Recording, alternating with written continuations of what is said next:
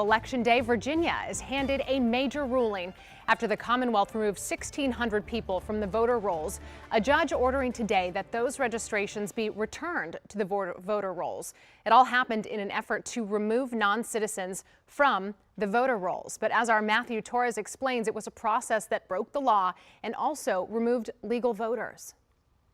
Months after Governor Glenn Youngkin passed an executive order to remove non-citizens from the voter roll, federal court judge Patricia Tolliver-Giles ruled Virginia must stop. The Justice Department and several groups sued the state, calling the order illegal. And that's a really important victory for all Virginians and for democracy. Giles says the Commonwealth violated federal laws when it canceled 1,600 voter registrations within 90 days before an election, a time period that prohibits this type of program. The judge says there was no specific evidence to prove those removed are actually non-citizens. She viewed them more as people who didn't respond to the elections office's notice to remove within the 14 days. We have contacted a few of our members who we found on the list who were purged, and some of them didn't even know that their name was purged. The judge adds while there's no issue to remove non-citizens individually, Virginia systematically removed names by expediting the DMV to release records from monthly to a daily basis. To her, there was no further investigation to individually confirm their status outside of the DMV records.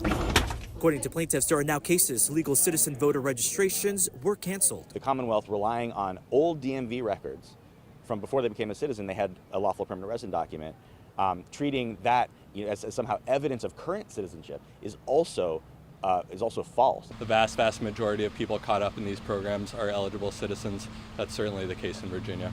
Honestly, this gets at much deeper problems within the system itself.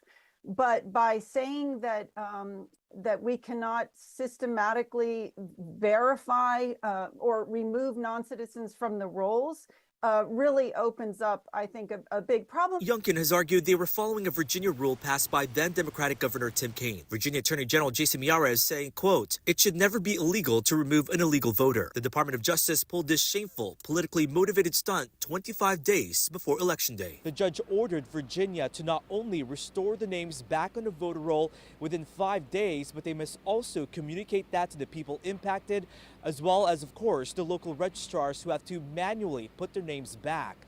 They also must issue a press release in 5 days. In Alexandria tonight, I'm Matthew Torres, WUSA 9. Matthew, thank you. We are taking a closer look at who exactly these 1,600 voters are.